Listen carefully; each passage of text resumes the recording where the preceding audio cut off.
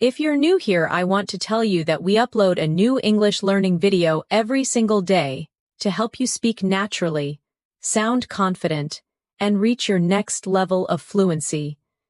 In today's masterclass, we're going to focus on the exact English phrases I use every single day, the ones that make conversations sound real, natural, and fluent. These are phrases that native speakers use constantly, but most learners forget to practice. By learning and using them, you'll not only improve your English speaking and listening skills, but also start to think in English.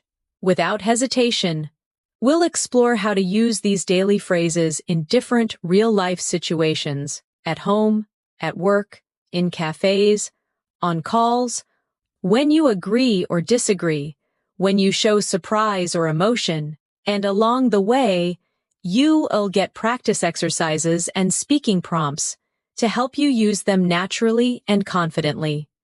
Before we begin, don't forget to subscribe to English in Minutes and press the bell icon so you never miss a new English learning episode.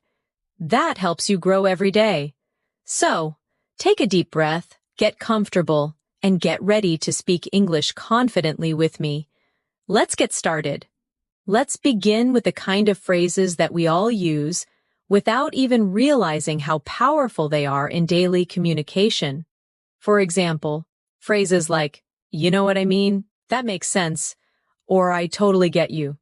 These are small, simple, but incredibly important because they keep conversations alive and make you sound fluent and connected. Imagine you're talking to a friend about something that happened at work. Your friend says, "My boss asked me to redo the presentation even though I stayed up all night working on it." You can respond naturally by saying, "Oh, I totally get you. That must be so frustrating." This small phrase, "I totally get you," shows empathy, understanding, and natural flow. Now, repeat after me slowly. I totally get you. I totally get you. Feel how the words roll off your tongue naturally. Try saying it with emotion. I totally get you. When you want to show real understanding, here's another one. That makes sense. When someone explains something and you want to confirm that you understand, say, "Yeah, that makes sense." It's soft, natural, and very common in advanced spoken English. Practice with me. "Yeah, that makes sense."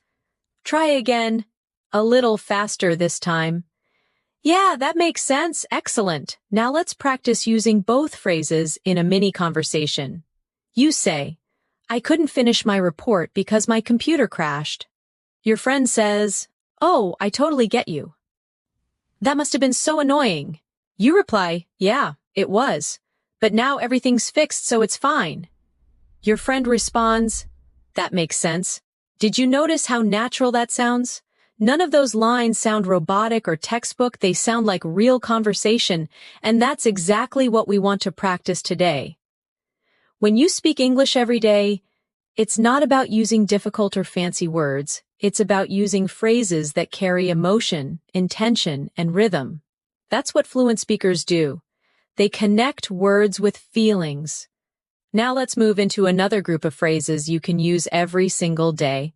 When you agree or show support, instead of just saying yes or okay, try using something that shows tone and personality. For example, "Absolutely, exactly, you're right about that," or "I couldn't agree more." Repeat after me slowly. "Absolutely, exactly, you're right about that. I couldn't agree more." These are the kind of expressions you hear in natural English conversations, not formal, not stiff, just clear and confident. Let's try them in context. Imagine someone says, "I think learning through real conversations is better than just studying grammar." You can reply, "Absolutely. That's the best way to learn naturally." Or you could say, "Exactly. That's how you pick up the real rhythm of English." Repeat after me again with emotion. "Absolutely. Exactly. You're right about that. I couldn't agree more." Now, take a moment and think about your own day. How often do you agree with people, maybe with a coworker, a family member, or a friend? Try replacing your usual yes with one of these. It'll make you sound more fluent, more expressive, and more like a native speaker. Let's practice a few real-life examples together. You're at work and your colleague says, "We should finish this project by tomorrow." You can reply, "Absolutely, let's do it." Your friend says, "This restaurant makes the best coffee in town." You can respond, "Exactly, I love their cappuccino." Or someone says, "Speaking English every day really improves fluency." You can say, "You're right about that," or "I couldn't agree more." Each time you say it, notice the tone of your voice. Fluency isn't only about words, it's about sound, emotion, and timing. That's what gives life to your English. Let's do a short speaking exercise now. I'll give you a sentence, and you respond naturally using one of these agreement phrases. I'll say, "Learning English through practice is better than memorizing grammar." You say, "Absolutely," or "Exactly." I'll say, "Speaking slowly helps improve pronunciation." You say, "You're right about that." I'll say, "It's easier to remember words when you use them in sentences." You say, "I couldn't agree more." Good job. You're not only repeating words, you're training your brain to think in English patterns.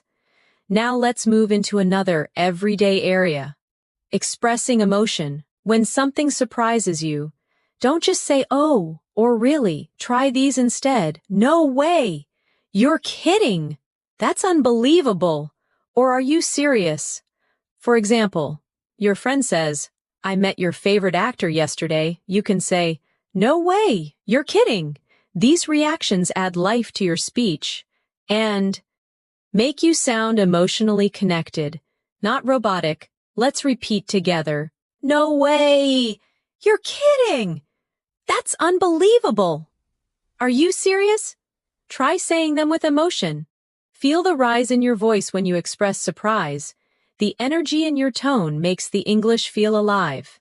Now imagine different situations. Your friend says, "I got a new job." You respond, "No way! Congratulations!" Or your colleague says, "We finished the project 2 days early." You say, "That's unbelievable." Or someone tells you, "I just ran 5 miles this morning." You respond, "Are you serious?" When you speak with emotion, your brain connects the feeling with the language, and that's how real fluency grows. Take a moment now.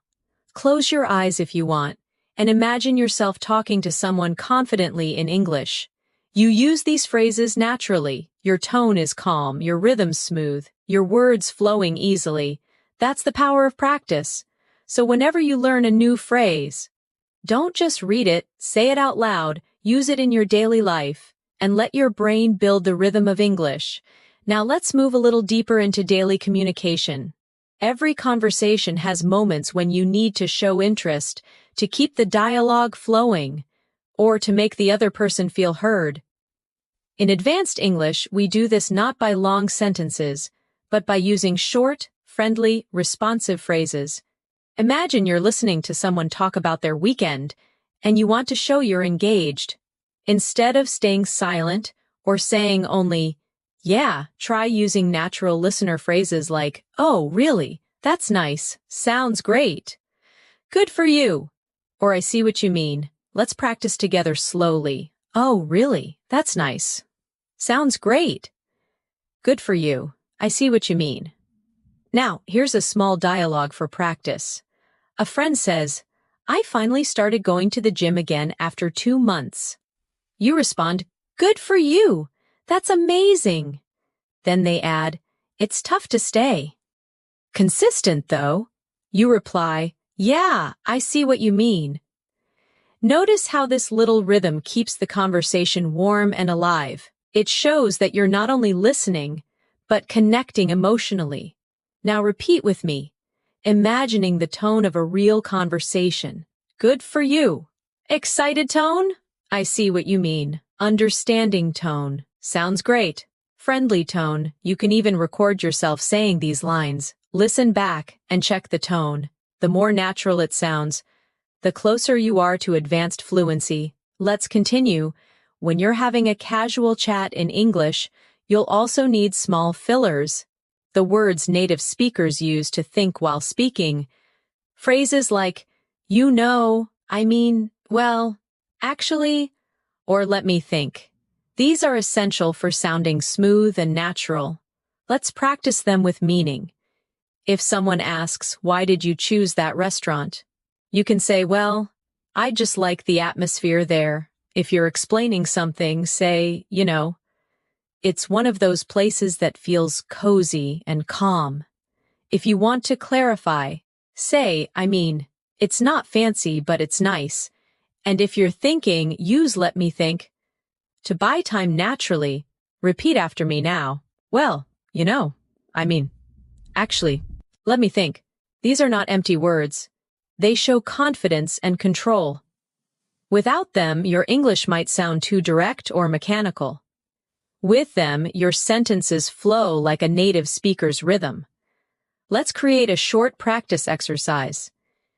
Imagine you're describing your favorite movie to a friend. You could say, well, it's a bit old, but really good, The story just stays with you. I mean, it's emotional, but not too heavy. Now, repeat that out loud.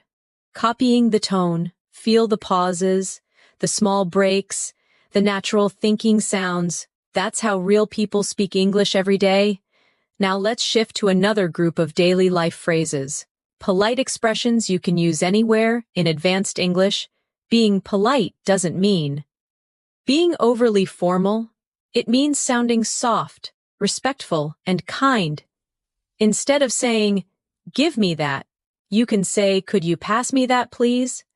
Instead of, I want water, say, could I get some water, please?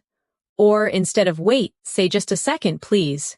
These softeners make your English sound natural and pleasant. Repeat with me now slowly. Could you pass me that, please? Could I get some water, please? Just a second, please. Even at work or in professional settings, these make a big difference. For example, would you mind sending me the file? If it's okay, could we talk later? Thanks a lot for your help. Now, let's turn them into a practice dialogue. You say, hi, could I get a glass of water, please? Waiter replies, of course. You say, thanks a lot. Or at work, would you mind checking this report for me? Colleague says, sure, I'll take a look. You say, thanks, I really appreciate it. Practice that again with emotion. Try to feel the kindness in your tone. Fluency isn't only grammar, it's the attitude behind your words. Now, let's explore phrases for showing understanding or continuing a conversation when you didn't quite hear something. In real life, people speak fast, and sometimes you miss a word. Instead of saying what, use softer forms like sorry. Could you say that again? Or I didn't quite catch that. Let's repeat together. Sorry. Could you say that again? I didn't quite catch that. These phrases make your listening and speaking interactions sound natural and polite. Here's a short conversation example. Someone says, so what time are we meeting tomorrow? You didn't hear clearly, so you say, sorry, could you say that again? They repeat, what time are we meeting tomorrow? You reply, oh right, around 10, I think. Simple, polite, and fluent. Now, let's practice one more important group. Phrases that help you end conversations smoothly. Ending a talk is also part of being fluent. It's not always easy to say goodbye naturally, but there are many soft ways to do it. Instead of just bye, try it was nice talking to you. Let's catch up soon. Talk to you later, or take care. Repeat with me slowly. It was nice talking to you. Let's catch up soon. Talk to you later. Take care. These phrases help you sound warm and natural at the end of any conversation. Let's try them in a short situation. You finish a meeting and say, all right, I think that's everything for today. It was nice talking to you. Take care. Or you're on a call with a friend. Okay, I've got to go now, but let's catch up soon. Practice those lines a few times until they sound smooth and natural. Now let's combine everything we've learned so far into a short, interactive exercise. Imagine you meet a friend at a cafe after a long time. I'll say the other person's lines, and you respond using the phrases we've learned today. Your friend says, "Hey, it's been so long." You respond, "Yeah, it's been ages. It's so nice to see you again."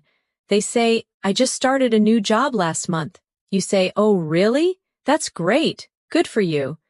They say, "It's been stressful though." You say, "Yeah, I see what you mean." They say, "But the team is really supportive." You say, "That makes sense. It's always easier when people around you are kind." They say, "We should meet more often." You say, "Absolutely. Let's catch up soon." That's a perfect natural flow. Small, realistic, and emotionally connected phrases. These are the building blocks of fluent communication. Remember, the more you practice, the more these phrases become automatic. You don't need to translate or think. Your brain will start using them naturally because they are stored as chunks, not as individual words. Now, take a deep breath and say to yourself softly, "I can speak English naturally. I can use daily phrases confidently. I am improving every day." Confidence starts with the belief that you can express yourself even with simple phrases.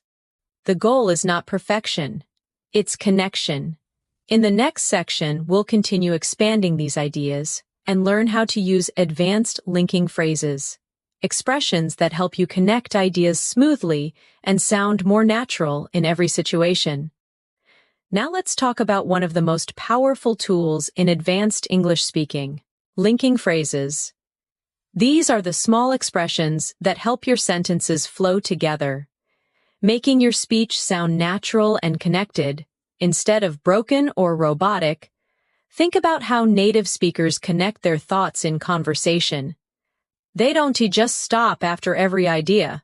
They say things like, "By the way," "as I was saying," "speaking of," "actually," "on the other hand," or "that reminds me." These are what make conversations feel alive and logical.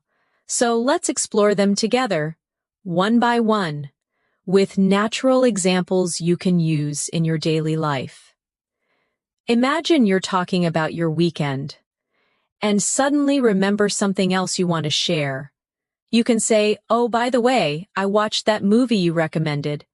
It's natural, smooth, and conversational. Repeat after me. By the way, oh, by the way. Use it when you want to add something extra or slightly change the topic. Now, if you're continuing an earlier idea after being interrupted, you can say, "As I was saying." It helps bring the conversation back to your main point. For example, "As I was saying, it's important to practice every day if you want to stay fluent." Repeat with me, "As I was saying." Here's another. "Speaking of." Use this when you want to link what the other person said to something related. For instance, if someone mentions travel, you can say, "Speaking of travel, I'm planning to visit Italy next month." Repeat again. "Speaking of." These connecting phrases help your thoughts flow like a river. Smooth, natural, continuous. Now let's use a few of them together in a mini conversation practice. You say, "I met Emma yesterday." Your friend replies, "Oh, really? How's she doing?" You say, "She's great. By the way, she started a new job in London." Your friend says, "Oh, wow, that's amazing." You respond, "Yeah, as I was saying earlier, she's been working really hard." Your friend says, "Speaking of hard work, you've been super busy too, right?" See how it flows? You don't even notice where one topic ends and another begins. That's what makes English sound fluent and natural. Now let's look at another group of connectors. Contrasting phrases like however, even though, on the other hand, and at the same time. These help you express more advanced thoughts. Comparing, contrasting, or showing two sides of something. For example, "I like working from home, however, it can get a bit lonely sometimes." Or "I enjoy watching movies at home, but on the other hand, going to the cinema feels more exciting." Repeat slowly with me. However, on the other hand, even though, at the same time. Now try to make your own sentences aloud. For instance, "I love coffee. However, I try not to drink too much. Or I like big cities, but on the other hand, I also enjoy quiet villages. Practice expressing contrast in a calm tone, not too fast, not too formal, just natural conversation speed. Let's now focus on transition phrases for adding information. These are like bridges that let your ideas flow together. You can use in addition, besides, also, or what's more. Imagine you're describing your morning routine. I usually start my day with coffee. In addition, I listen to a short English podcast. I like reading in the morning. Besides, it helps me stay focused. I enjoy learning English every day. What's more, it makes me feel confident. Repeat with me. In addition, besides, what's more. Now let's practice a daily life example. You're telling a friend about how you've been improving your English. I've been watching more English videos lately. Besides, I try to speak with my colleagues in English. Your friend says that's a great idea. You say, yeah, and what's more, I record myself speaking to check my pronunciation. These little connectors make your English sound advanced, not because they're complicated, but because they're natural and logical. Now let's do a reflection exercise. Think about how you could describe your own day using linking phrases. For example, I woke up early today. After that, I made breakfast. Then I listened to an English lesson. Later on, I went for a walk. Now try saying it again but connecting it smoothly. I woke up early today, and after that, I made breakfast. Then I listened to an English lesson. Later on, I went for a walk. Now make it sound more advanced. I woke up early today. After making breakfast, I listened to an English lesson. Later on, I went for a walk to clear my mind. Can you feel how natural that rhythm becomes? That's the secret of advanced fluency, not bigger words, but smoother flow. Let's take this a little further. To sound more fluent, we also use phrases that show cause and effect, like so, that's why, as a result, because of that, and therefore. For example, I was tired, so I went to bed early. I didn't study yesterday, that's why I'm revising now. I practiced English every day. As a result, I became more confident.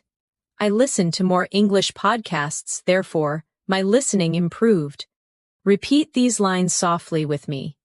Feel the flow between the cause and effect. Now imagine you're explaining your own progress in English.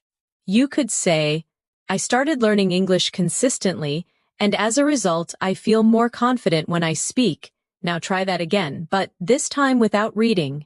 Make it your own sentence about your journey. Pause for a few seconds. Think about what you could say. Maybe, I used to be shy, but I practiced every day, and now I can talk with anyone in English. Yes, that's the kind of natural, emotional expression that brings your English to life. Let's now move to time connectors, which help organize your ideas and make your stories sound clear. Use at first, then after that, later, eventually, and finally. For example, at first I didn't understand much English. Then I started listening more. After that, I began speaking with confidence. Eventually, I could think in English. Finally, I reached fluency. Repeat that story with me slowly. Feel how the time connectors guide your listener through your journey.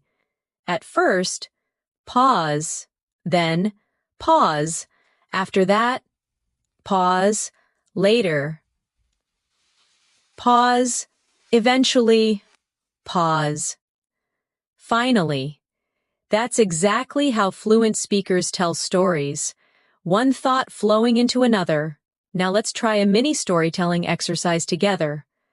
I'll start, and you can fill in your own ideas as you repeat aloud. At first, I was nervous about speaking English. Then, I started practicing with short sentences. After that, I began using new phrases every day. Later, I noticed people understanding me better. Eventually, I stopped translating in my head. Finally, I felt confident and natural. Beautiful. That's your English story, your real-life progress, step by step. You see, fluency isn't about speed, It's about flow. And that flow comes from connecting your thoughts with small linking words that make your speech feel continuous and meaningful. Before we move on, let's take a short speaking challenge. I'll give you a few simple sentences, and you'll try to connect them naturally using what we've learned. Ready? Let's begin. I woke up late. I missed my bus. I was tired at work. Now say it again, fluently connected. I woke up late, so I missed my bus, and because of that, I was tired at work. Next one, I started reading more. My vocabulary improved. I feel more confident now. Try it. I started reading more, and as a result, my vocabulary improved. That's why. I feel more confident now. Excellent. Every time you practice like this, your English rhythm becomes smoother, and your confidence grows. So from now on, don't just memorize phrases, connect them.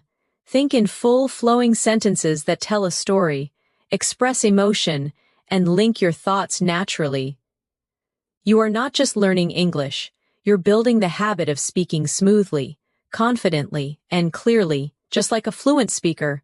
Now let's go even deeper into the kind of phrases that make your English sound confident, polite, and emotionally intelligent. These are expressions that help you respond naturally in conversations, not just with words, but with feeling and tone. Think about the last time you had to disagree politely with someone. Many learners feel nervous in those moments because they don't know how to disagree without sounding rude or uncomfortable. But in English, there are many soft, friendly ways to express a different opinion. Instead of saying, "No, that's wrong, try. I see what you mean, but," or "That's a good point, though I think," or "I understand your view, however." These simple connectors make your disagreement sound respectful and fluent. Let's repeat a few slowly together. I see what you mean, but that's a good point, though I think. I understand your view, however. Now imagine this situation. Your colleague says, "I think we should cancel the meeting." You could reply, "I see what you mean, but maybe we should wait until tomorrow to decide." Or if a friend says, "Watching TV helps me learn English," you could say, "That's a good point, though I think speaking practice helps even more." Try to say those sentences out loud.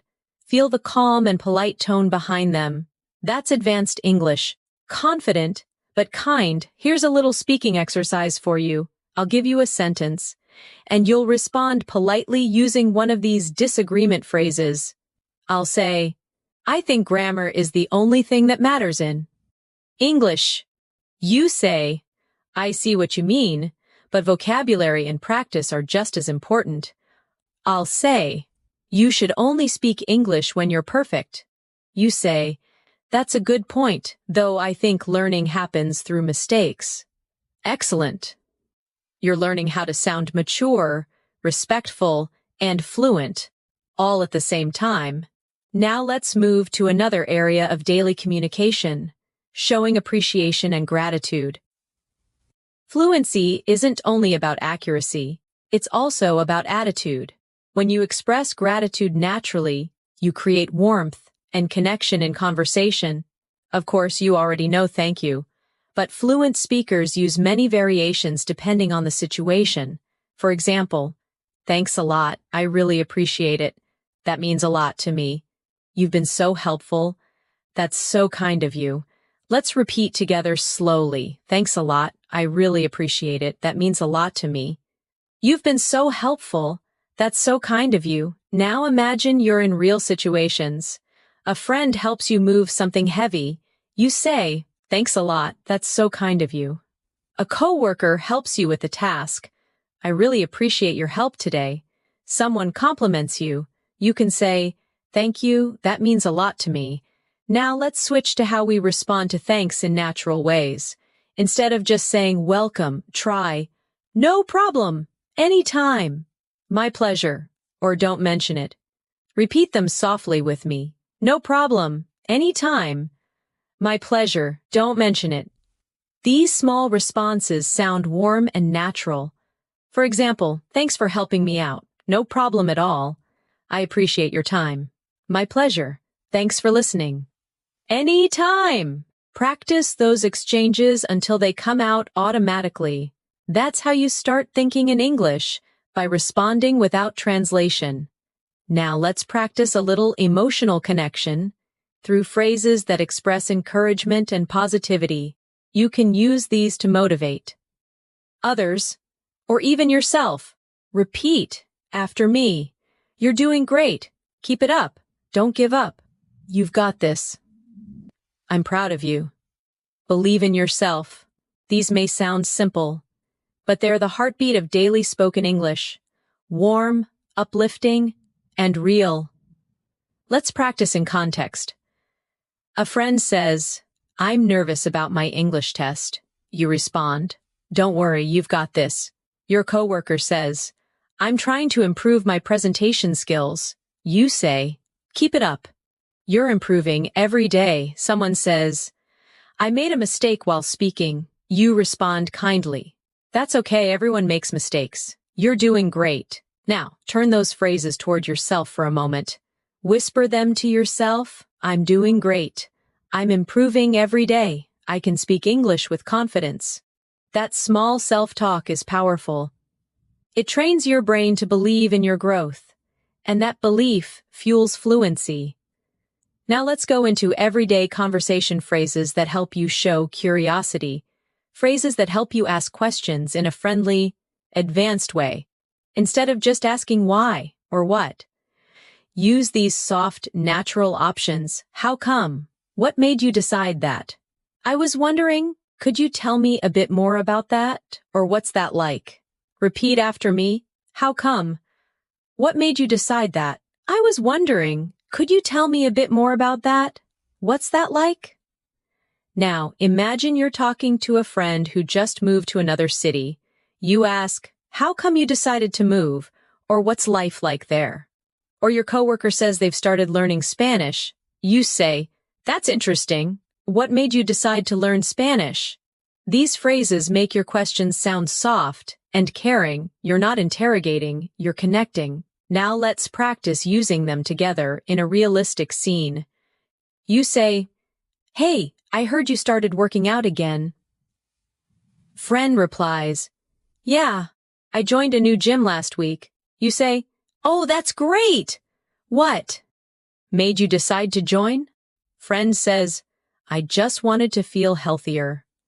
You say, "Good for you! What's it like there?" You see how every phrase keeps the conversation alive. It's smooth, natural, full of curiosity and warmth. Now let's explore another advanced habit fluent speakers have, using confirmation phrases to make sure both people understand each other. You can use phrases like, "So you mean, let me get this straight, if I understand you correctly," or in other words, for example, someone says, "I'll be late because my car broke down." You reply, "So you mean you might not make it to the meeting on time?" Or if a teacher explains something complicated, you can say, "Let me get this straight."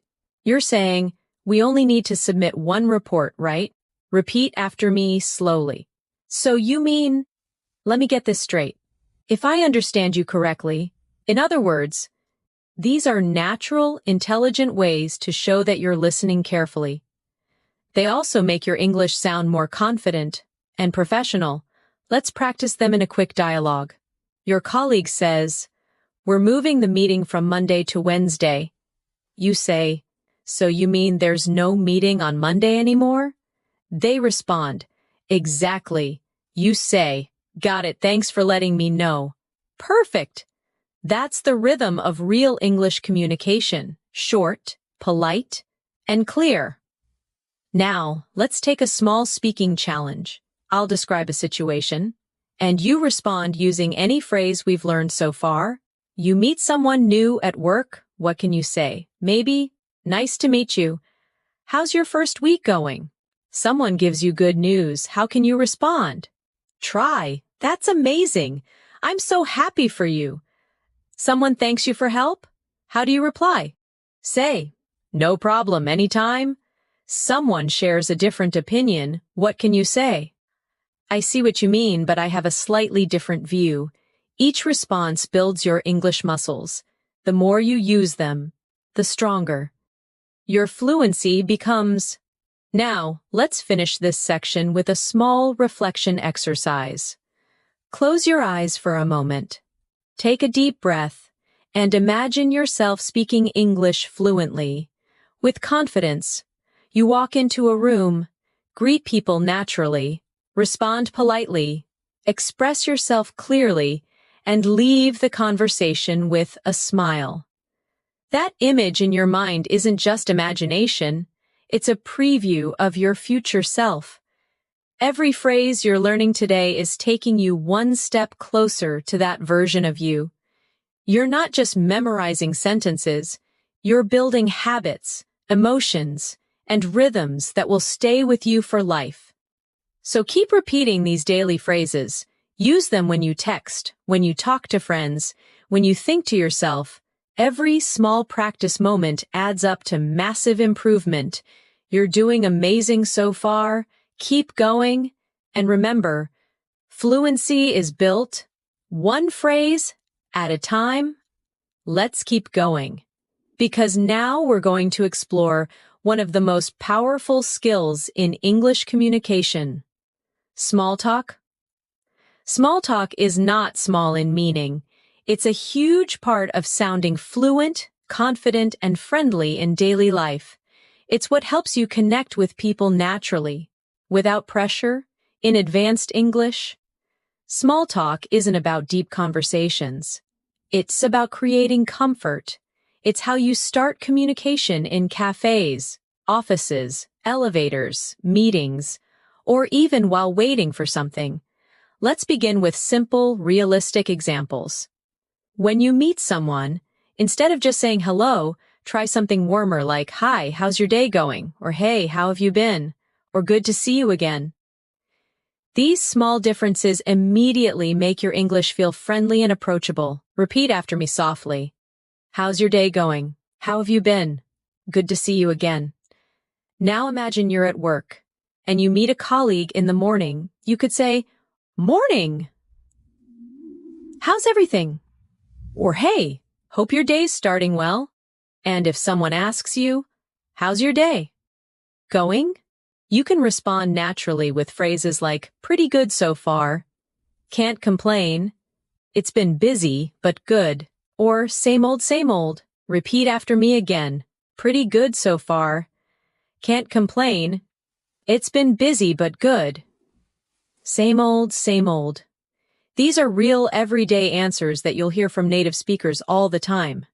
They're short, relaxed, and full of rhythm. Let's practice a short small talk scene.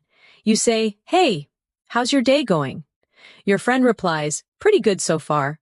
"How about you?" You say, "Can't complain. It's been a long morning though." You see how natural that flow is. It's simple, but that's exactly what fluency sounds like, not memorized, just natural and human. Now, small talk often includes talking about the weather, plans, or daily life, topics that are safe and familiar. For example, you can say, "It's such a nice day today, isn't it? Feels like it's going to rain.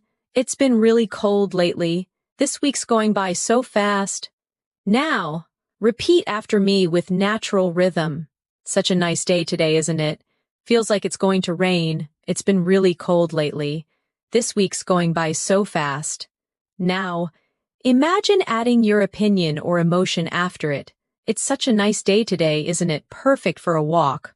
Or "Feels like it's going to rain." I love that cozy feeling. That's what brings warmth and personality to your English. Let's try another practice dialogue. You're waiting in line somewhere. The person next to you says, "The weather's been crazy lately." You can reply, "Yeah, tell me about it. It's so unpredictable these days." Or someone says, "Can't believe how hot it is." You can say, "I know, right? It feels like summer came early." Those small reactions, "Tell me about it." "I know, right?" Exactly, are essential in fluent English. They make your conversations feel alive, connected, and friendly. Now let's move into another part of small talk. Talking about plans and time. Here are some phrases you can use in daily life. What are you up to this weekend? Got any plans after work? how's your week looking? I'm thinking of relaxing tonight. I might go out with some friends. Repeat these softly with me. What are you up to this weekend? Got any plans after work? How's your week looking? I'm thinking of relaxing tonight. I might go out with some friends. These are perfect to start or continue small talk naturally. Now, let's do a mini exercise. Imagine you're talking to a friend on Friday afternoon. Hey, got any plans for the weekend? Friend, not really, I might just stay home and rest. Sounds good. You deserve a break. Simple, warm, natural. That's exactly what you should aim for in daily English. Now let's go one level deeper. Learning how to show genuine interest in someone's life. This is what makes your English not just fluent, but meaningful. Phrases like, how's everything going with you? How's work these days? How's the family? What have you been up to lately? Or it's been a while. How have you been? Help you sound caring and connected. Repeat these softly. How's everything going with you? How's work these days? What have you been up to lately? It's been a while. How have you been? Now, let's practice a friendly conversation. Hey, it's been a while. How have you been? Friend, pretty good, just busy with work. Yeah, I know the feeling. Work's been nonstop for me too, and that's all it takes. Small talk with warmth and emotion. Remember, fluent English isn't only about perfect grammar. It's about human rhythm, knowing when to ask, when to listen, when to respond softly. Now, let's shift a bit and learn how to move from small talk to meaningful talk smoothly. When a conversation starts with light topics, and you want to go a bit deeper, you can use transition phrases like speaking of that. That reminds me.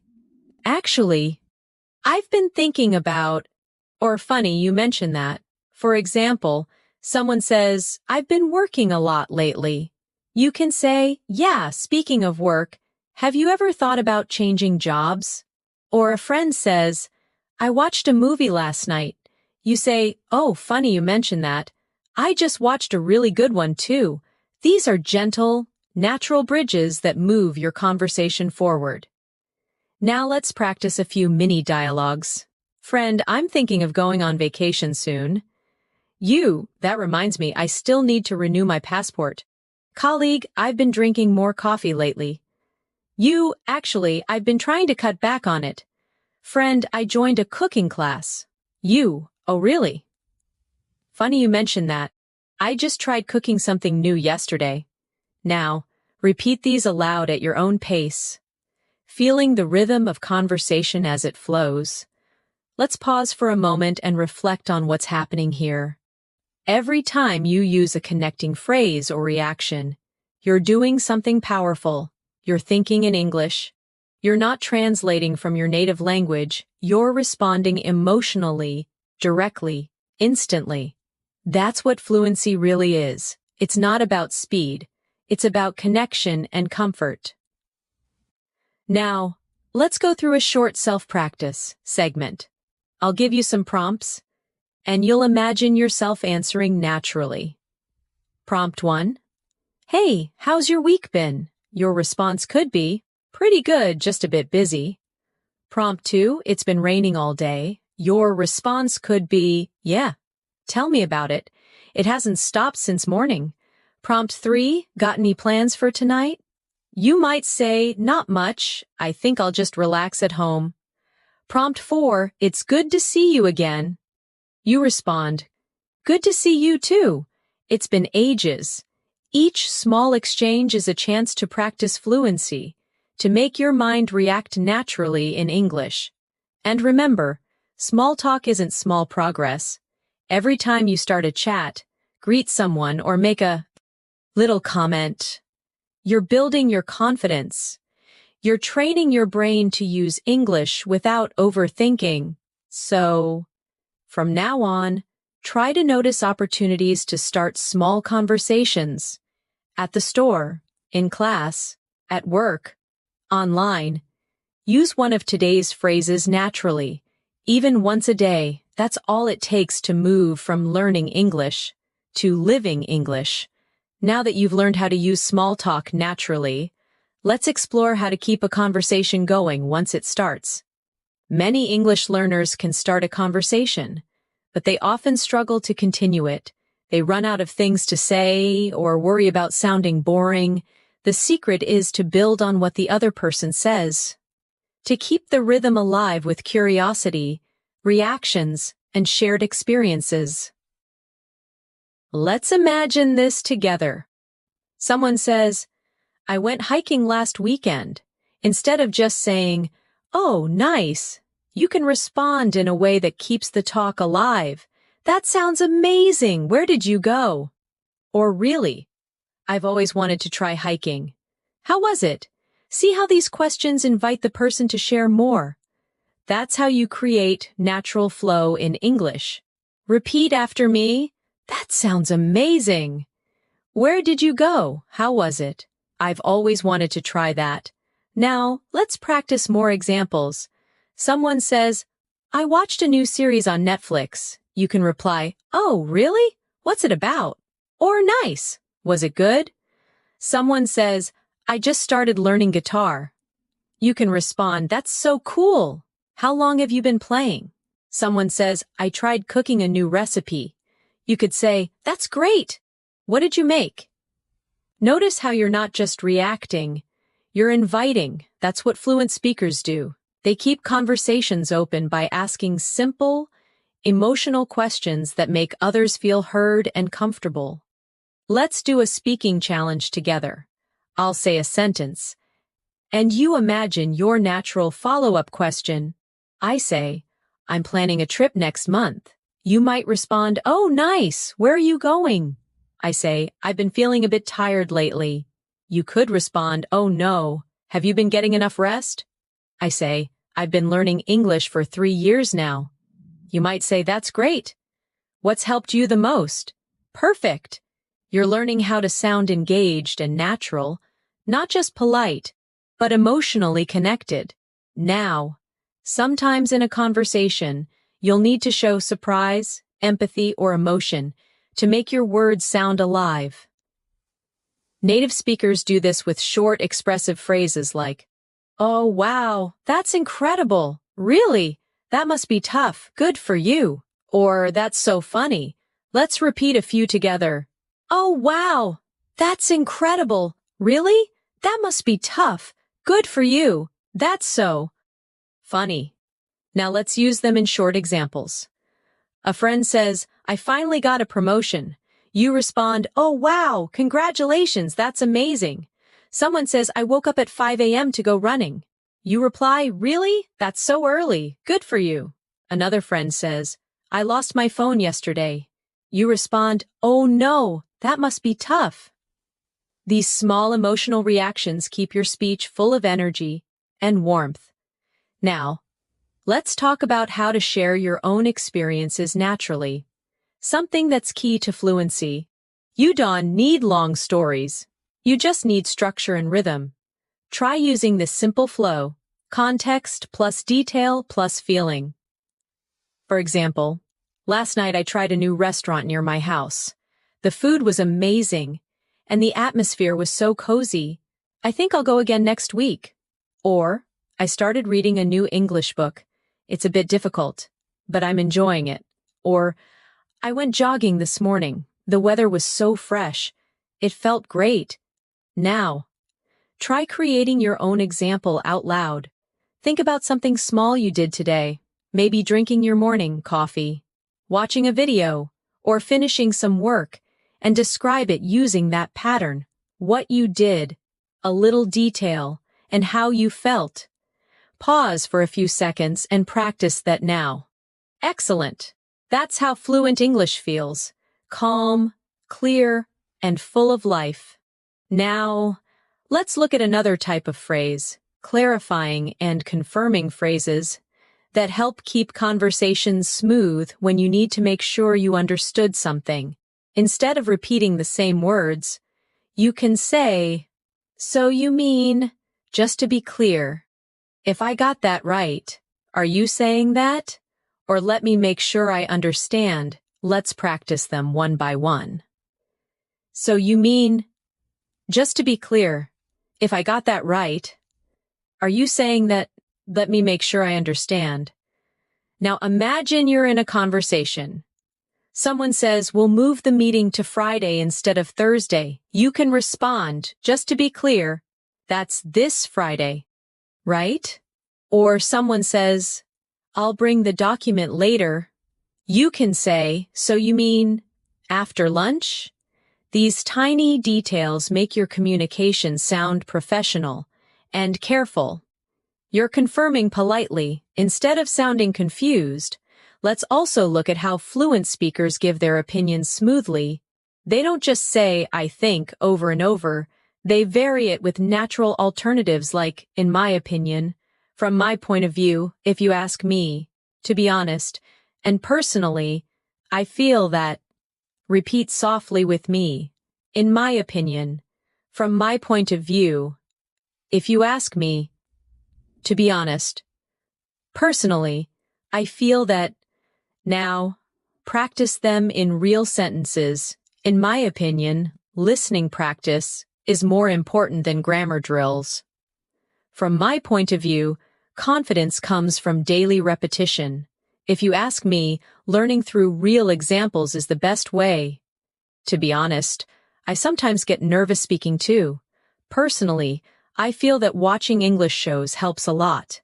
Now say one about your own life using one of those phrases.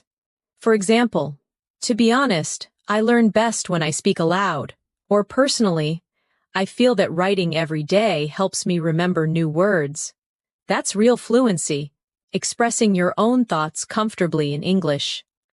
Now let's practice moving between agreement and disagreement naturally.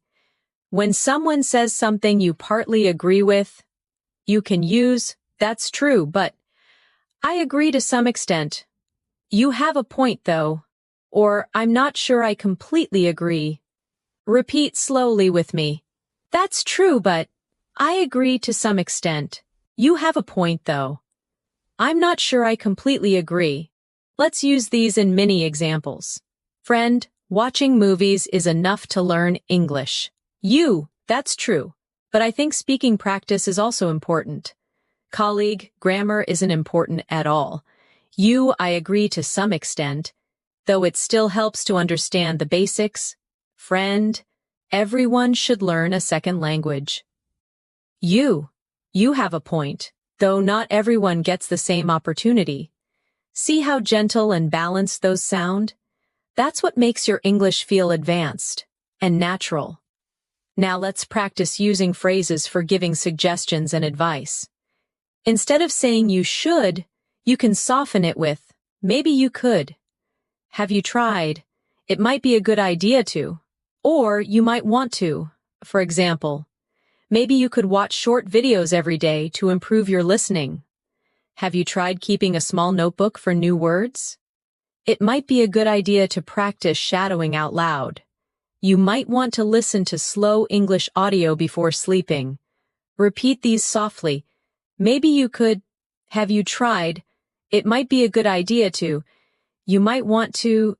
These gentle phrases sound polite, supportive, and encouraging, exactly how a fluent speaker would express advice.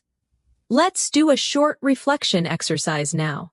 Think of one English learner you know, maybe a friend or even yourself, and give a piece of advice using one of today's phrases.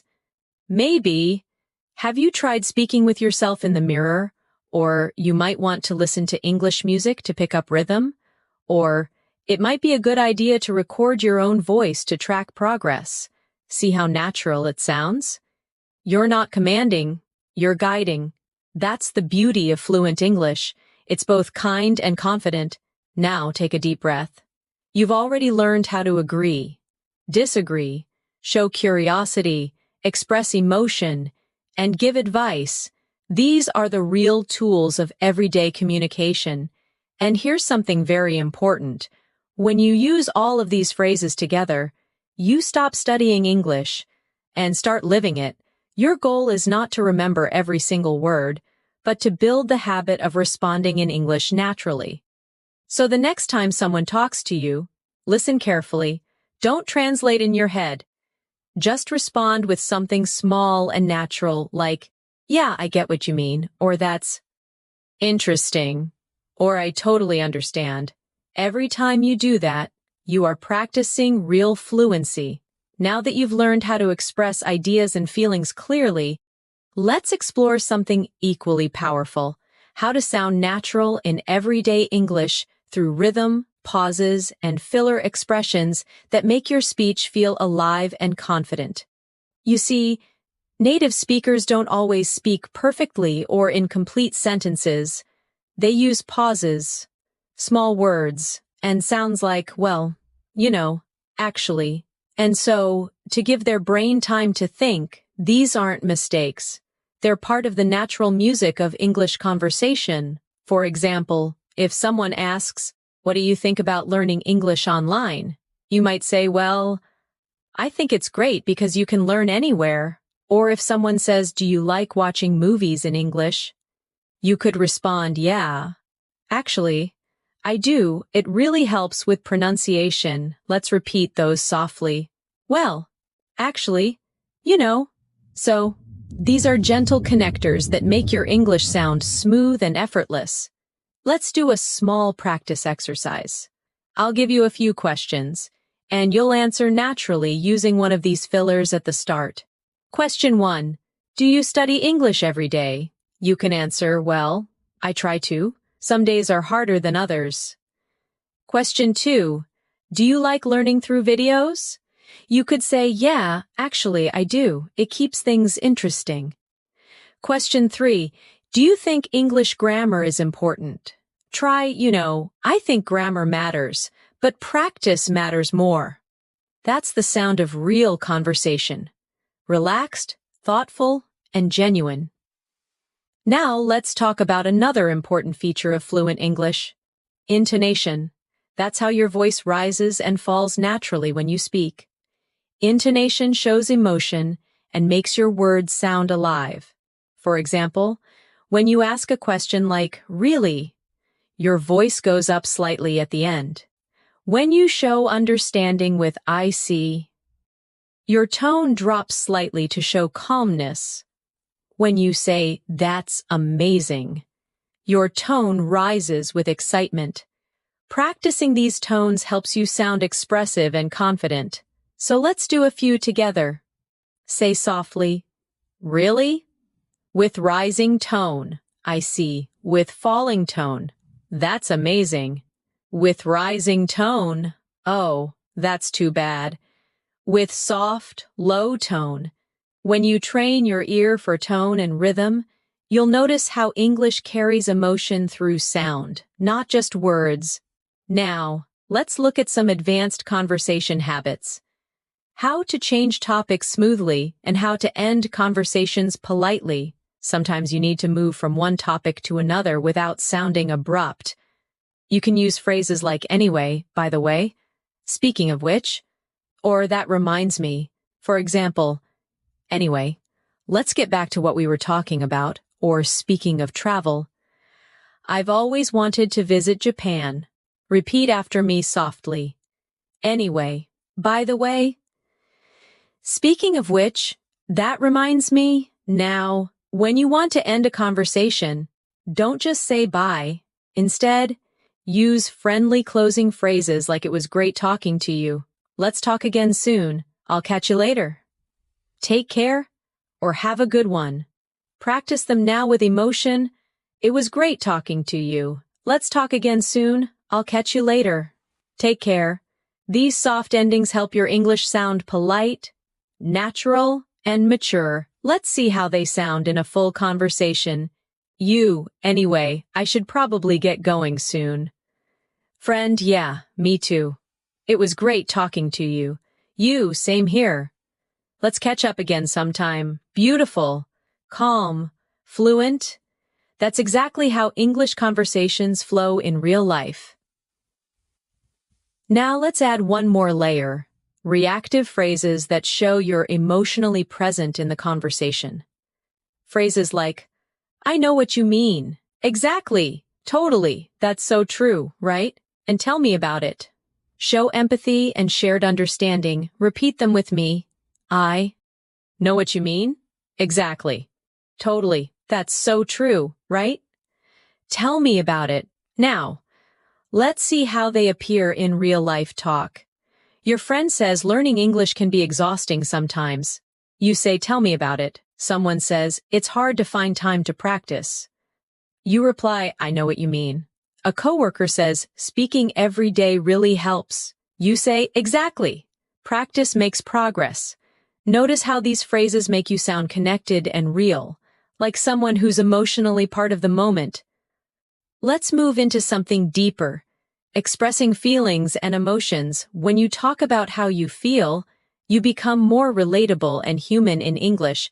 Instead of saying, I'm happy, you can say, I'm really glad about that, or that made my day. Instead of I'm sad, say I feel down today, or it's been a rough day. For excitement, use I'm thrilled. I'm so excited. This is amazing. For disappointment, use I'm a bit upset. That's disappointing. Or, I was hoping for better. Let's practice these with feeling. Try saying them out loud. I'm really glad about that. That made my day. It's been a rough day. I'm thrilled. That's disappointing. I was hoping for better. When you say these lines with emotion, you train your voice to match your meaning. That's emotional fluency. Now, let's combine emotion with connection. Imagine this short scene. You tell a friend, I finally finished my big project.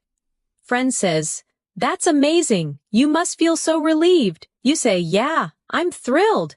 It was a lot of work, but totally worth it. That's real communication, full of warmth, tone, and humanity. Now, let's move to expressing opinions and preferences naturally. Instead of saying, only I like, or I don't like, you can vary your expressions. Try these I'm really into, I'm not a big fan of, I prefer, I'm crazy about, I can't stand, I'd rather. Repeat with me, I'm really into, I'm not a big fan of, I prefer, I'm crazy about, I can't stand, I'd rather. Now, some examples. I'm really into learning new languages lately.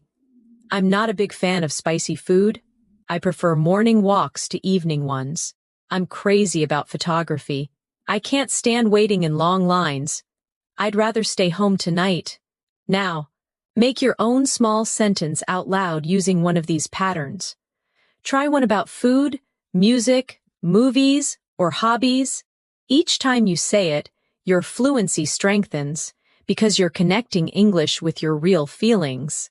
Now, let's talk about responding to compliments politely, another important daily skill. If someone says, your English is really good, you can reply, thank you, that means a lot, or I appreciate that, or even I'm still learning. But thank you. If someone says, I like your accent, you can say, that's kind of you to say. Let's repeat a few softly, thank you. That means a lot, I appreciate that. That's kind of you to say. I'm still learning, but thank you. When you respond this way, you show both humility and confidence, a perfect mix for sounding fluent and friendly. Now, let's bring together everything you've learned so far into a reflection exercise. Take a moment and think about your day. How many of today's phrases can you use naturally in your next conversation?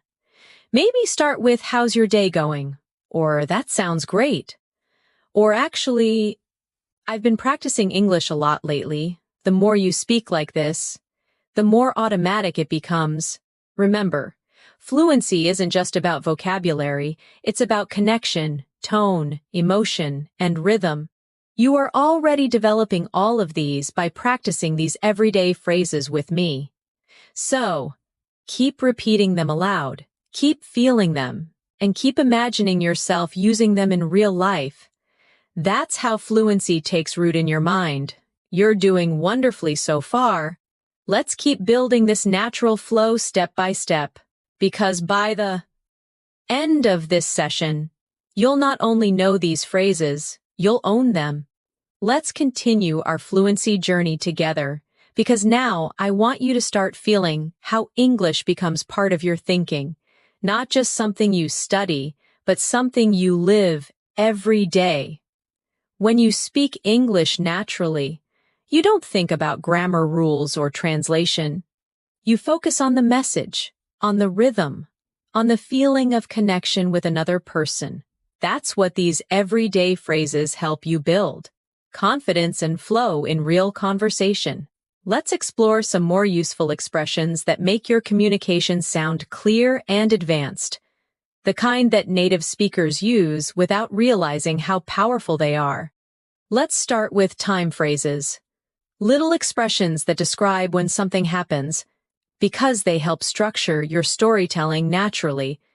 Instead of saying only yesterday or tomorrow, you can use phrases like the other day, a while ago, in a bit, later on, before long, or back then. For example, I met her the other day at the cafe. I'll call you in a bit. Before long, you'll be fluent. Back then, I didn't know a single English phrase. Repeat these softly with me. The other day, a while ago, in a bit, later on, before long, back then. These time phrases add life and variety to your speech. They make your English sound natural, not robotic. Now, let's talk about conditional phrases, expressions that describe possible situations or hopes. You already know if. But fluent speakers use many soft variations like as long as, in case, even if, provided that, or unless. Let's see how they sound in real use. You'll improve fast as long as you practice daily. Take an umbrella in case it rains. Even if it's difficult, keep going. You can join, provided that you finish your homework first. I won't stop learning unless I reach fluency. Now repeat those slowly after me. As long as, in case, even, if, provided that, unless. Each of these connectors gives your speech depth. They show cause, condition, and reasoning, which are signs of advanced fluency. Now let's focus on something practical. Phrases for expressing uncertainty or possibility. Because in real life, we don't always know the answer, right? Instead of saying, I don't know, try one of these softer options, I'm not sure. Maybe, it could be, I guess so. It depends. I'll have to check. Repeat them with me gently. I'm not sure. Maybe. It could be. I guess so. It depends. I'll have to check. Now let's put these in a short example. Friend, are you free tomorrow? You, I'm not sure. I might have some work. Coworker, do you think it'll rain today? You, maybe. It depends on the forecast. These soft answers make your English sound polite and realistic, just like everyday speech. Now, let's practice something every fluent speaker does all the time. Reacting to new information. When someone tells you something surprising or unexpected, you can respond naturally with phrases like, oh, I didn't know that. Is that so? That's interesting. Really? Or good to know. Repeat after me softly. Oh, I didn't know that. Is that so? That's interesting. Really? Good to know. These reactions show engagement. They keep your tone friendly and alive. Here's a small exercise for you.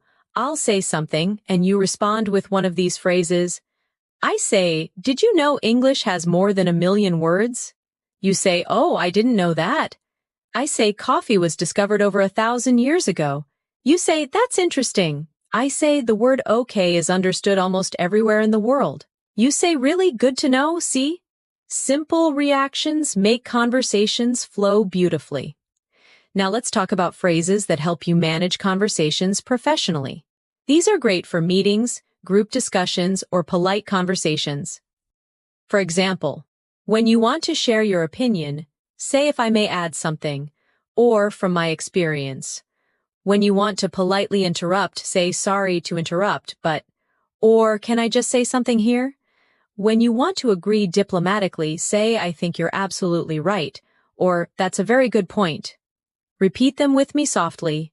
If I may add something, from my experience, sorry to interrupt, but can I just say something here? That's a very good point. These phrases are especially useful if you use English for work or study. They make your tone respectful and confident at the same time. Let's practice a short professional scene. You're in a meeting and someone says, "We should focus more on online marketing." You respond, "That's a very good point. If I may add something, we could also improve our website." Or someone says, "We don't have enough feedback yet." You can say, "I totally agree. And from my experience, collecting feedback early really helps." See how polite and fluent that sounds? That's the balance between clarity and respect that makes advanced English communication shine. Now let's relax a little and learn phrasal expressions for daily life. Those combinations of verbs and prepositions that make you sound like a native speaker. Let's practice a few useful ones. Wake up, to get out of bed. I wake up at 7 every day. Get along with, to have a good relationship. I get along with my colleagues really well. Run out of, to have no more of something. We ran out of coffee. Look after, to take care of someone. I look after my little sister. Turn down, to reject or lower something. I turn down the volume. Figure out, to solve or understand something. I finally figured out the answer. Repeat each one softly. Wake up, get along with, run out of, look after, turn down, figure out. Now let's use them in short, everyday scenes. You, I ran out of milk this morning. Friend, oh no, me too. I'll get some later. You, I finally figured out how to use that app. Friend, nice. Took me forever to learn that. You, I get along with my coworkers really well. Friend, that's great. It makes work so much easier. By practicing phrasal verbs like this in context, you train your brain to recognize them automatically. Now, let's shift to phrases for showing understanding or empathy. The ones that make you sound emotionally intelligent in English. You can use "that must be hard." I can imagine. I know how you feel. That sounds tough. Don't worry about it, or everything will be fine. Repeat gently with me. That must be hard. I can imagine. I know how you feel. That sounds tough. Don't worry about it. Everything will be fine. Now imagine this short scene. Friend, I didn't do well in my exam. You, oh, I know how you feel. That must be hard. But you'll do better next time. Someone says, I've been really busy lately. You, I can imagine. Make sure to rest when you can. These phrases help you sound kind and thoughtful, which is just as important as being fluent. Let's do a reflection exercise before we move forward. Take a moment and think of 3 phrases from today that you like the most. Maybe I'll call you in a bit, or don't worry about it, or I figured it out. Now, imagine how you can use them in your next real-life conversation. Remember, the key is repetition. The more you say them, the faster they become part of your natural English brain. You're doing really well so far. Every section we go through adds another layer to your fluency. Soon, you'll notice that when you speak, words come out smoothly, automatically, and confidently. Because your brain has already practiced these rhythms again and again. So keep going. You are halfway through your journey toward real spoken English fluency, and it's only going to get better from here. Now, let's take your fluency practice 1 step further. Up to now, we've focused on daily phrases, reactions, and connectors that make your English sound natural.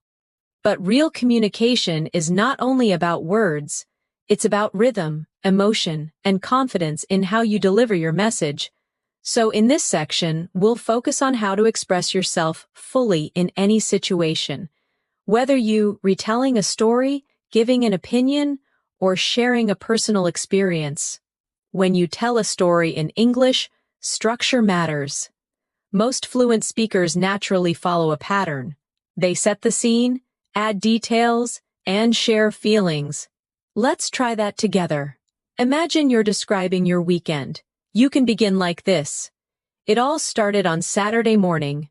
Or, last weekend was really special because, or so something funny happened yesterday. These small openings instantly catch attention and make your story flow smoothly. Repeat softly with me. It all started on Saturday morning. Last weekend was really special because something funny happened yesterday. Now, let's build that story together. It all started on Saturday morning when I decided to go for a walk. The weather was beautiful, so I grabbed a cup of coffee and walked to the park. I met an old friend there by surprise, and we ended up talking for hours. It felt so good to reconnect. See how simple but complete that story feels? It's not about complex vocabulary. It's about sequence, feeling, and connection. Now try to think of a small story from your own life. It could be about meeting someone, learning something, or even having a funny experience. Start it with one of our openings. It all started when, or you won't believe what happened. And then add the details naturally. Take a short pause and imagine yourself saying it out loud. You're doing great. Now let's focus on transition phrases that keep your story smooth and connected. Use expressions like after that, a few minutes later, suddenly, meanwhile, in the end, and to my surprise. For example, after that, we decided to grab lunch. A few minutes later, it started raining. Meanwhile, my phone battery died. In the end, it turned into one of my favorite days. To my surprise, everything worked out perfectly. These words help your listener follow your story naturally. They're like signposts on a road that guide your direction. Now repeat them softly after me. After that, a few minutes later, meanwhile, in the end, to my surprise. Excellent. Now let's explore something that many advanced learners forget: how to describe feelings and experiences vividly. When you describe emotion, don't just say I was happy or I was sad. Try to show it through more expressive language. For example, instead of I was happy, say I was over the moon, or I couldn't stop smiling. Instead of I was sad, say I felt down, or my heart sank. Instead of I was nervous, say my hands were shaking, or I had butterflies in my stomach. Instead of I was surprised, say I was taken aback, or it completely caught me off guard. These phrases help you express emotion in a real human way, just like native speakers do. Let's repeat a few softly together. I was over the moon. My heart sank. I had butterflies in my stomach. It caught me off guard. Now, let's create a small, emotional storytelling practice. When I got my first English compliment, I was over the moon. It felt like all my hard work had finally paid off. I couldn't stop smiling the whole day. Now try to imagine your own short story using one of those emotional phrases. It could be about your English journey, a goal you achieved, or even something small that made you proud. Every time you add emotion to your speech, your English becomes more memorable, more alive. Now let's move into phrases for reflection and realization, the ones that help you sound thoughtful and mature. You can say things like looking back. I've realized that. It taught me that. It made me understand. Since then. Or that moment changed me. For example, looking back, I've realized that consistency is everything. That experience taught me that mistakes are part of learning. Since then, I've been more confident when I speak. Repeat them gently with me. Looking back, I've realized that. It taught me that. Since then, that moment changed me. These reflective phrases show maturity and growth. They let your listener see your journey, not just your words. Now let's connect that idea to your own English learning story. You can say something like, looking back, I've realized that speaking every day, even for 5 minutes, makes a huge difference. It taught me that practice doesn't have to be perfect, it just has to be consistent. That's beautiful, isn't it? It's not just fluent English, it's fluent thinking in English. Now let's move into phrases for motivation and encouragement, the ones you can use with yourself or others when you feel tired or unmotivated. Repeat softly with me. One step at a time, every day counts. Progress, not perfection. You've come a long way. Keep going, you're getting there. Believe in your journey. These phrases not only help you stay motivated, they sound natural and deeply human. Let's practice them in small daily examples. I feel like my progress is slow. Friend, don't worry, one step at a time. Every day counts. I made so many mistakes today. Friend, that's okay. Progress, not perfection. I'm still not fluent yet. Friend, but you've come a long way. Keep going, you're getting there. Each of these phrases can become part of your self-talk, a soft reminder that growth in English, like in life, is built slowly, kindly, and steadily. Now let's imagine you're the one encouraging someone else, a friend or a fellow learner. You can say things like, "You're improving faster than you think. I can already see the difference. Don't stop now. You're closer than you realize. It's okay to take breaks, but never give up." These words not only help others, but they also strengthen your own mindset. Now let's talk about phrases for confidence and self-assurance. When you want to sound confident without sounding arrogant, use expressions like, "I'm pretty sure," "I'm confident that," "I believe," "from what I know," or "I feel certain that." For example, "I'm pretty sure this is the right way. I believe we can do it." "I'm confident that practice will pay off." Repeat after me. "I'm pretty sure, I'm confident that, I believe, from what I know, I feel certain that." These small phrases build strength in your tone. They show clarity and calmness. Now, let's combine confidence and kindness together in one short example. You say, "From what I know, everyone learns differently, and that's okay." Or, "I believe you'll get better if you keep practicing." That's exactly how fluent English sounds: thoughtful, balanced, and authentic. Now let's do one of my favorite fluency practices, shadowing reflection. I'll say a few sentences slowly, and you can repeat them after me, copying the tone and rhythm as naturally as you can. "I've come a long way. I'm proud of how much I've improved. Every mistake helps me grow. I can communicate my thoughts clearly. Fluency is not about perfection. It's about connection." Beautiful. Take a deep breath and repeat those again softly to yourself. Feel how your confidence rises with every phrase. This is what fluency really means: being able to speak from the heart, with calm, with truth, and with rhythm. And remember, you're not learning just words. You're learning how to express life through English. You are doing so well, and there's still more to discover.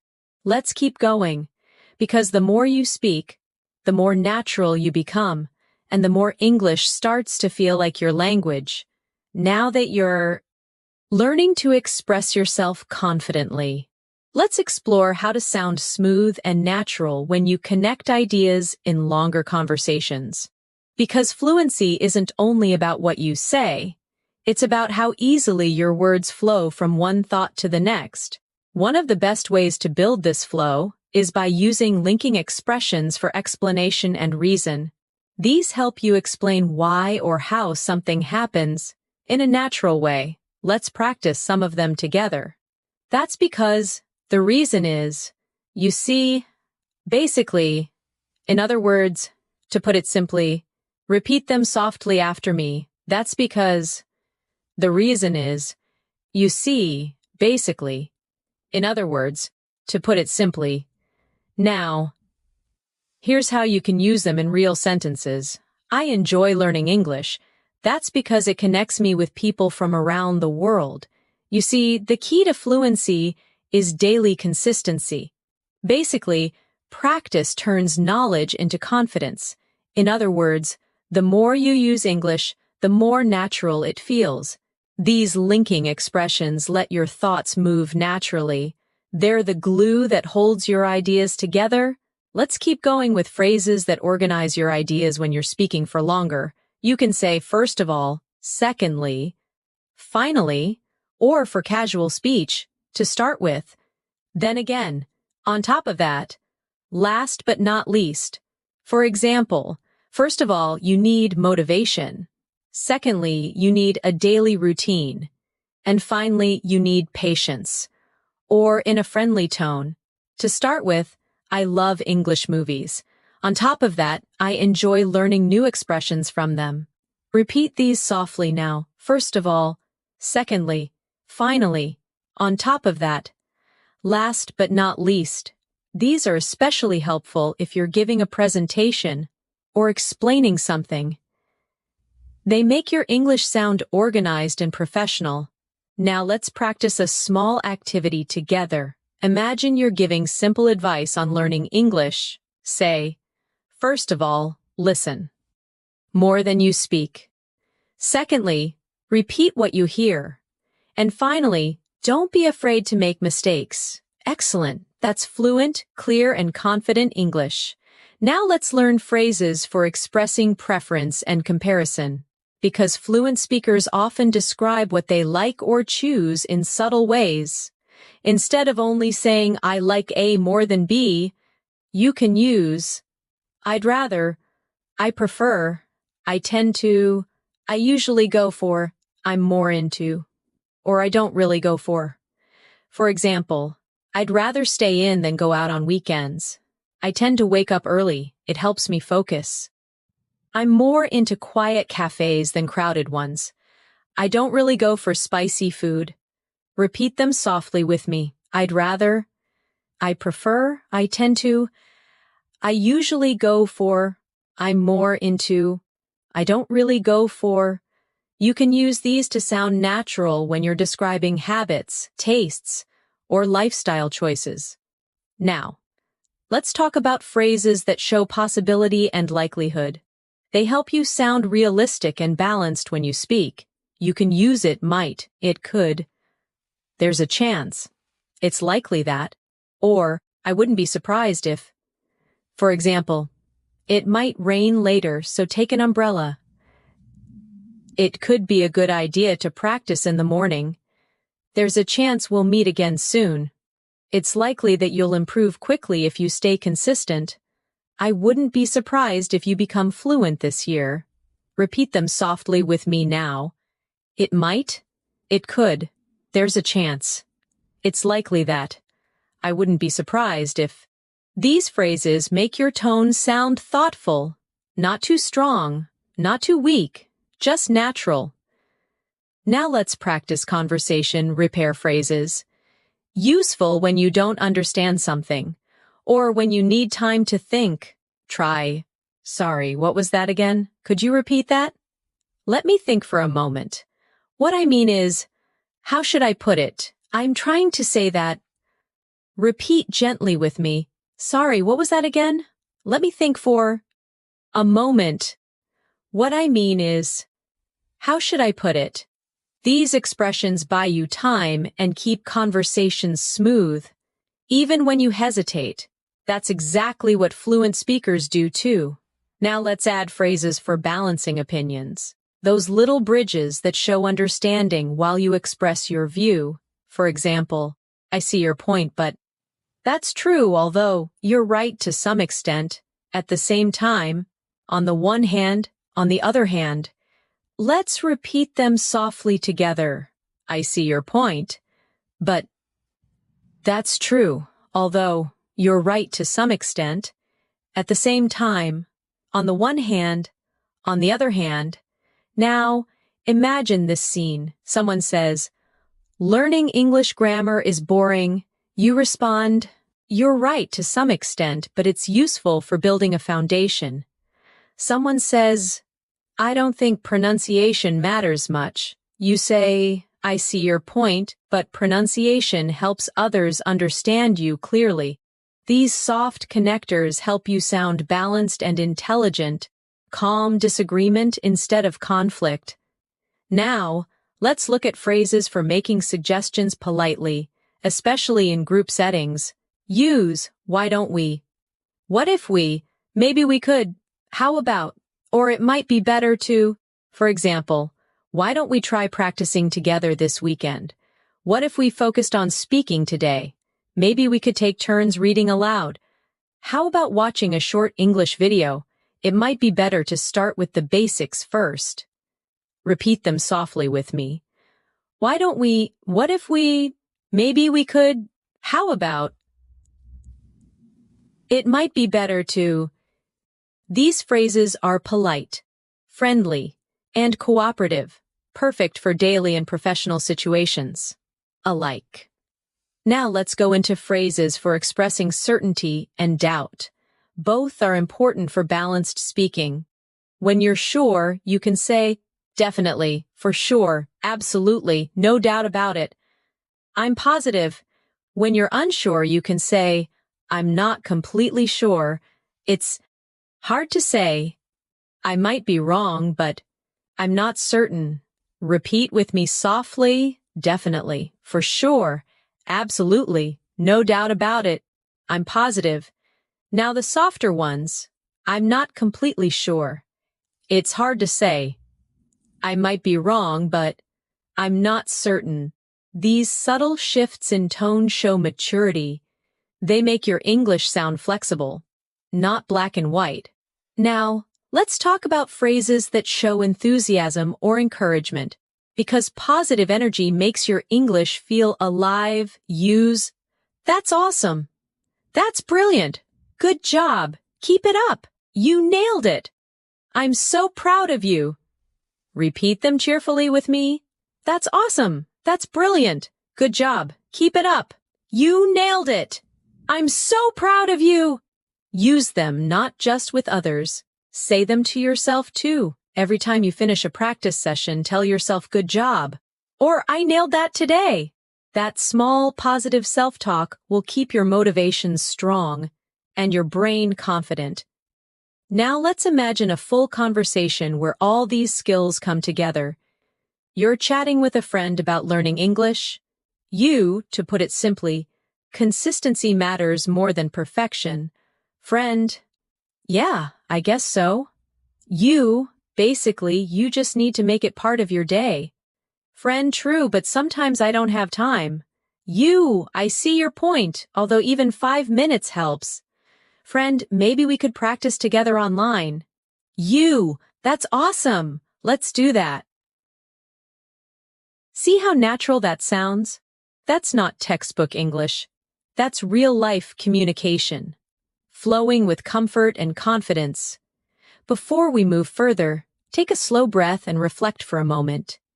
You've now learned hundreds of daily English phrases, not just for understanding, but for using. From greetings and reactions to storytelling, motivation, and polite communication, you're building the habits that define fluency. Remember, English fluency isn't a destination. It's a process of continuous connection. Every phrase you use, every word you repeat aloud, brings you closer to thinking directly in English. You're doing wonderfully, and you've already come so far. Let's keep moving forward to complete your masterclass with more real-life examples and closing reflections. At this point, you've learned so many powerful phrases, expressions, and natural sentence patterns that it's time to focus on the mindset that turns them into fluency. Because real fluency doesn't come from memorizing. It comes from living these words every day, using them in small moments until they become part of who you are. Let's start by talking about one of the biggest fluency blocks, fear of making mistakes. Almost every English learner feels it, that little hesitation before speaking, the worry of sounding wrong, the fear of being judged. But let me remind you of something important. Even native speakers make mistakes all the time.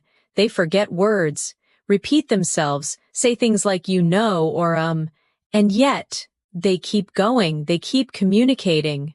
Because communication is the real goal, not perfection. So the next time you're about to speak English and that fear appears, pause and remind yourself, I don't need to be perfect. I just need to connect. Repeat that softly with me now. I don't need to be perfect. I just need to connect. That sentence alone can free you from hesitation. Now, let's imagine a real-life moment.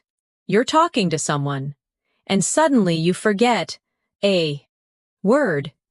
Instead of freezing, just use one of these natural filler phrases to keep going. You can say, "What's the word? Let me think. How do I say this?"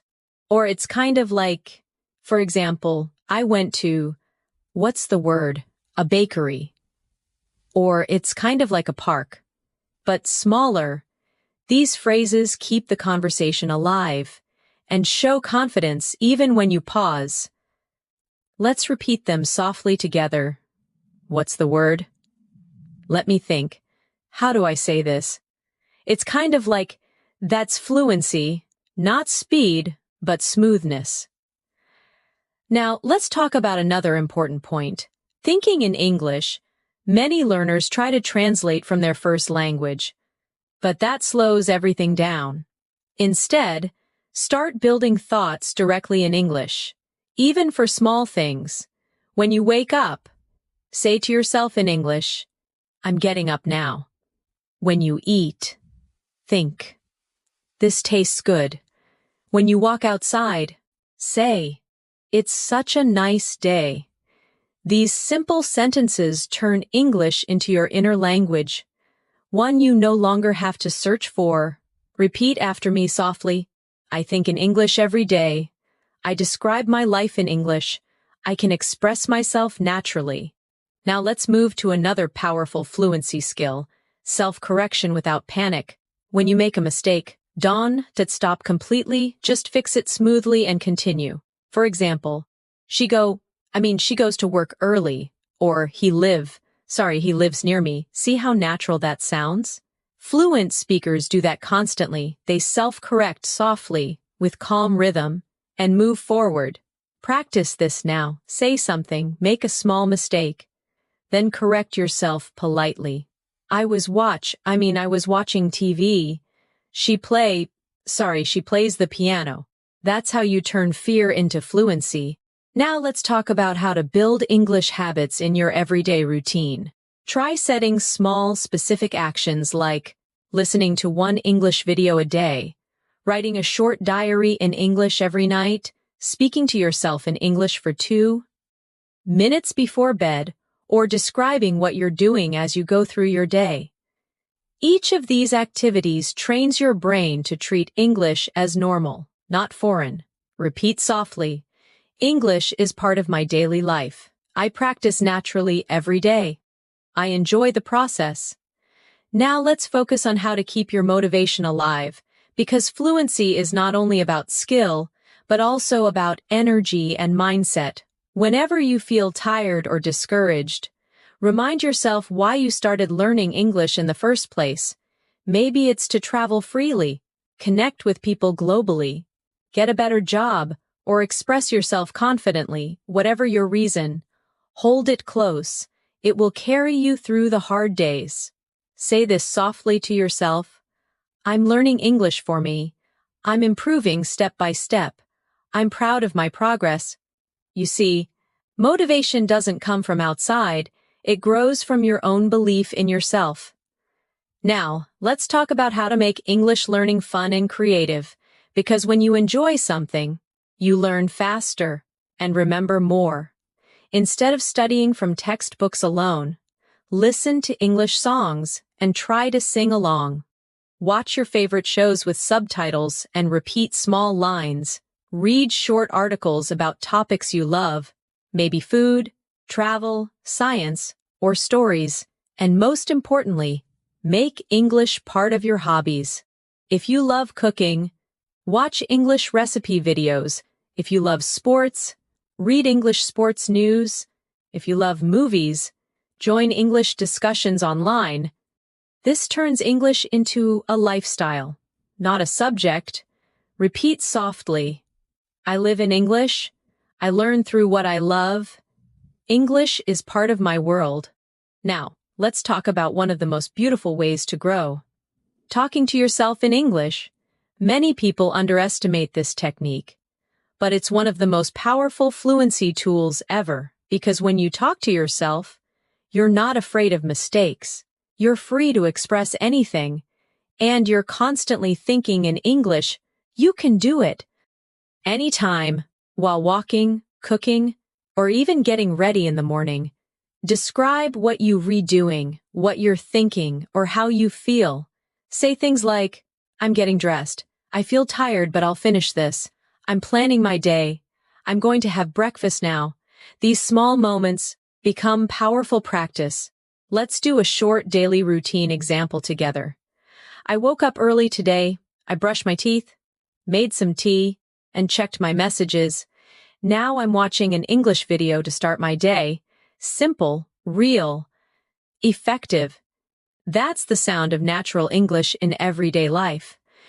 Now let's move into something even more emotional. Believing in your identity as an English speaker. You're not trying to speak English anymore. You are an English speaker. It doesn't matter if you have an accent or make small mistakes. Fluency is about connection, not imitation. Say softly with me, I am an English speaker. I express myself clearly and confidently. My voice in English is strong and natural. Feel the power of those words sink in. That's your new identity taking shape. Confident, calm, and connected through language. Now, let's imagine how your English life will look if you keep going for the next few months. You wake up and think in English automatically. You hear a podcast and understand most of it easily. You join a conversation and reply naturally without translating. You start to enjoy speaking, not because it's perfect, but because it's you. That's where all these phrases are leading you, to a place of natural comfort with the language. And remember, every small action you take brings that future closer. Every phrase you repeat, every sentence you speak, every mistake you make, it's all part of your growth. So, no matter where you are right now, beginner, intermediate, or advanced, never compare yourself to others. Your journey is yours alone. You're not late. You're not behind. You're learning at your own rhythm, and that rhythm is perfect for you. Repeat softly, I'm exactly where I need to be. I'm improving every day. Fluency is already within me. Now, take a moment to breathe deeply. Feel proud of how far you've come in this lesson.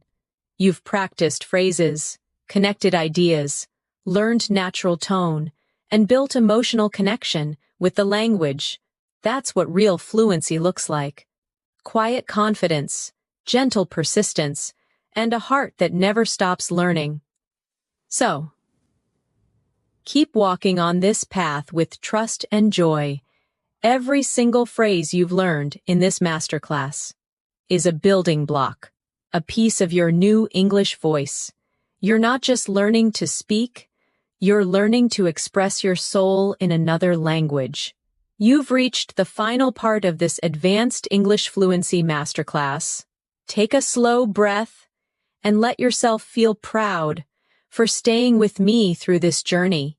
You've not only listened to hundreds of real daily phrases, but you've also practiced the rhythm, tone, and mindset of natural English speaking. Now, let's finish together by bringing everything we've learned into real-life application. A full-circle fluency practice that connects your thoughts, feelings, and words. Let's begin with a reflection. Think about the last few times you used English in real life. Maybe ordering food, talking online, writing an email, or practicing with a friend. How did it feel? Maybe you were nervous at first. Maybe you paused a lot. Maybe you made small mistakes, but you know what? You spoke. You communicated. You connected. That's fluency in action. Every time you speak, even when it's imperfect, you're teaching your brain to become more confident in English. So now, let's repeat some final affirmations together. Let these words become part of your daily mindset. I can speak English naturally. I use real English every day. I feel calm and confident when I speak. I understand people more easily now. I'm proud of how far I've come. Beautiful. Now, imagine yourself in a simple conversation with someone in English, at a cafe, at work, or online. You greet them. You ask questions. You share opinions. You listen. You react. You smile as you speak because you're no longer worried about what comes next. You just flow naturally. That's where you are heading. A place where English feels like breathing. Let's do one last speaking exercise together. A real-life fluency scene. Imagine someone says, "Hey, how have you been?" You answer, "I've been good, just keeping busy." "What about you?" They say, "I've been learning new things lately." You respond, "That's great." "What kind of things?" They say, "I started learning photography." You say, "Really? That sounds interesting." "I've always wanted to try that." See how natural that feels. No translation, no hesitation, just connection. Now, take a moment and speak freely for a few seconds. Describe your day, your thoughts, your plans. Use the phrases you've learned here. Don't worry about grammar, just let the words flow. When you do this daily, your English voice will become effortless and full of life. And remember, fluency is not a final goal. It's a journey you continue every single day. Some days you'll speak smoothly, some days you'll feel stuck, but every day you'll move forward if you keep showing up. So promise yourself right now to keep learning, gently, patiently, and joyfully. Say it softly with me. I will keep learning. I will keep practicing. I will keep believing in myself. You've already proven that you can stay committed. This 30-minute masterclass is proof of that. And every word you've repeated, every phrase you've practiced, has brought you closer to true fluency. Now, let's close this lesson with a calm reflection. Imagine yourself 1 year from now. You walk into a room, someone speaks to you in English, and you answer confidently, without hesitation, with a smile. Your thoughts and words move together, effortlessly. That's your future, fluent, clear, and confident. And it all starts with what you're doing right now. Repeat softly with me. My English is improving every day. I speak clearly and confidently. Fluency is becoming natural to me. Remember, the goal isn't to know every word. It's to be able to express yourself with warmth and honesty. And you already can. Let me remind you once more. Small steps lead to big change, one phrase at a time, one practice at a time, one conversation at a time. Don't rush it. Enjoy the rhythm of learning. Enjoy the feeling of progress. Enjoy the quiet confidence that grows inside you with every sentence you speak. And whenever you doubt yourself, come back to this masterclass. Listen again. Repeat the phrases out loud. Feel how much you've grown. Because the truth is, you already sound better than you think. You've learned how to greet people naturally, express feelings and opinions, agree and disagree politely, tell stories with rhythm, and connect emotionally through English. You've built the habits, the tone, and the mindset that define true fluency. So, keep this energy with you as you continue learning, and whenever you speak English next, whether to a friend, a teacher, or even to yourself, speak with confidence, warmth, and joy. You deserve to sound fluent. You deserve to express yourself freely. You deserve to feel proud of your English journey. And I'm proud of you for making it this far. Now take one last deep breath, smile, and say this one last time with me. I am a fluent English speaker. Congratulations. You've completed your Advanced English Fluency Masterclass. Keep practicing, keep believing, and keep shining through your words. Because English isn't just a language anymore, it's part of who you are. Thank you so much for learning with me today. Stay confident, stay curious, and keep speaking from your heart. Until next time, this is Natasha, wishing you happiness, peace, and endless fluency. See you soon.